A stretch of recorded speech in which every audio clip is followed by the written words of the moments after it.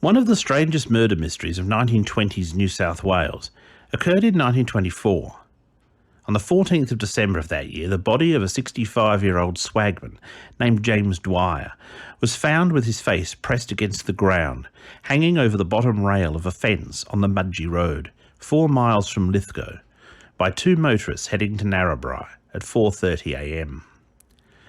Dwyer's family was said to live at Longreach in Queensland. He was married but had separated from his wife 16 years before, and lately had worked as a cook at Katoomba until 3 months earlier.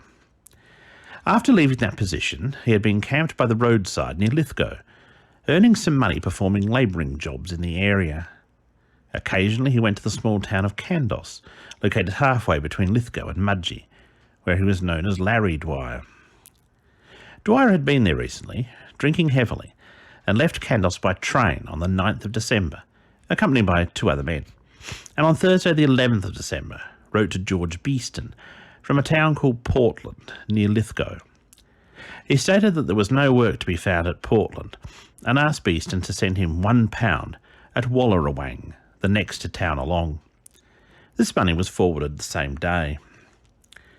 He was seen in Lithgow on Thursday afternoon, apparently suffering delirium tremens from alcoholism and talking to himself. At one point he went to the police station and asked to be locked up, but was sent away by the sergeant.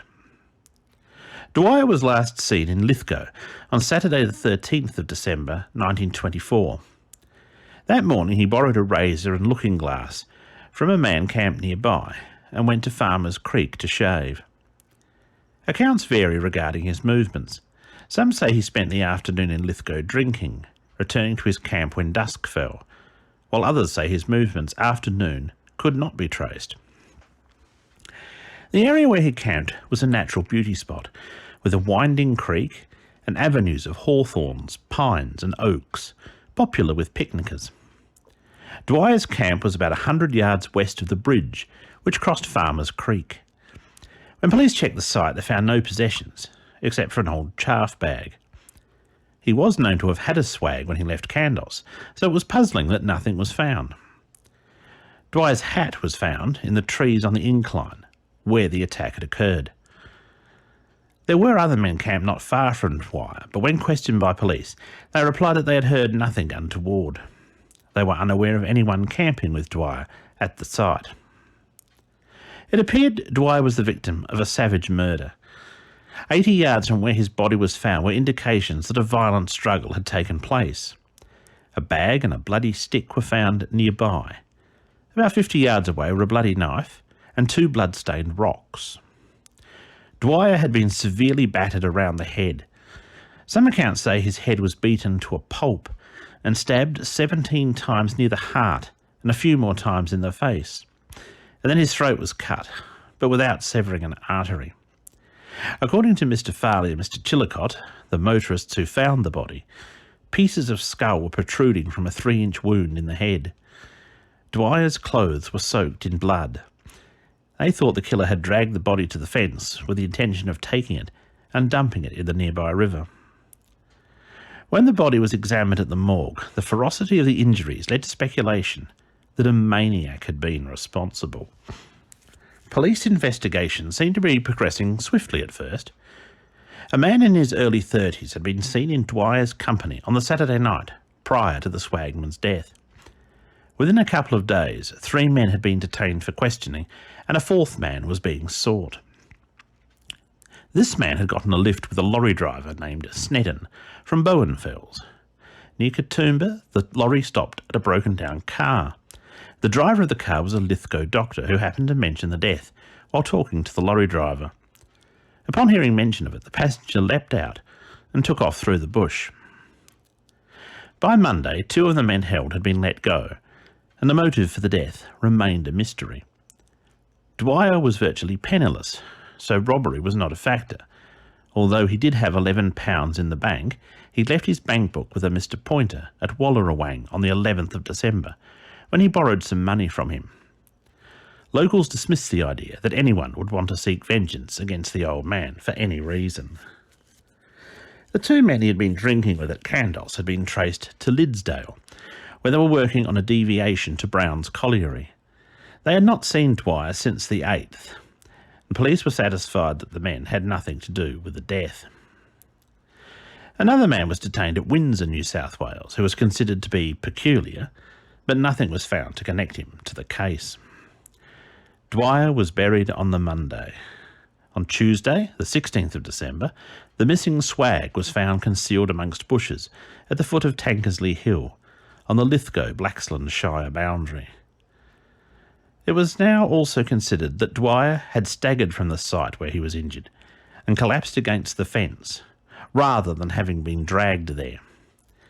The first mutterings that the death could be suicide were also raised.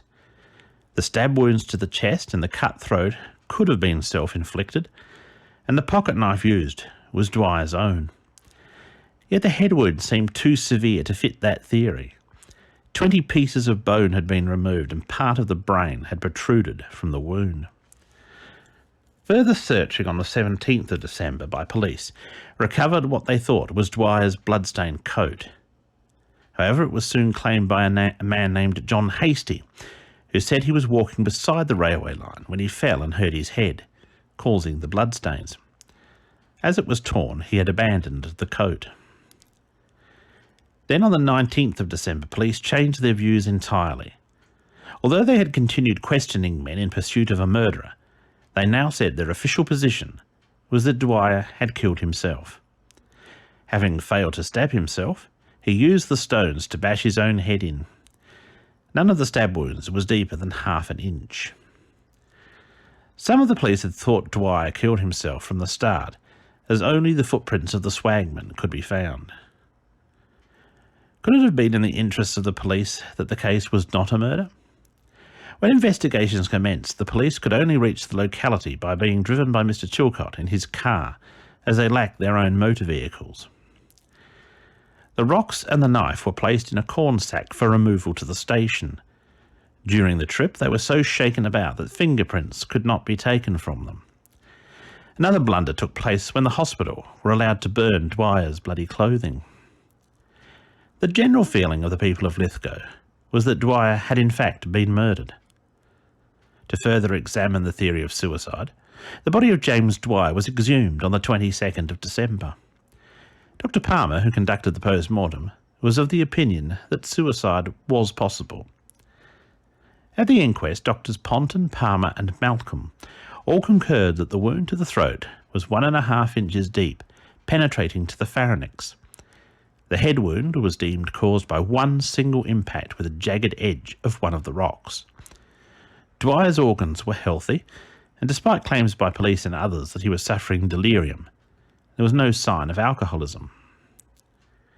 Two men, William Jenkins and David Anthony, testified that they had spoken to Dwyer on the morning of the 11th of December, and that the swagman had said to them, "They're going to do me in. I'll go and do myself in and settle it now." 3 other witnesses claimed they observed Dwyer talking agitatedly to himself on the 12th of December. On the 29th of December, the coroner declared a verdict of suicide. Dwyer had been determined to end his life and did it with a single ferocious blow to his head with a stone, after having failed to cause himself mortal damage with his knife. Dwyer might have spoken of ending his life, but it does not mean he did so. And who was he worried about were going to harm him? Why were there 2 bloody stones, lacking fingerprints, found?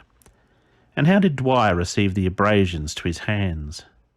While the wounds could all have been self-inflicted, the question of whether they were or not may be closed in legal history, but they remain open in the dark corners of history.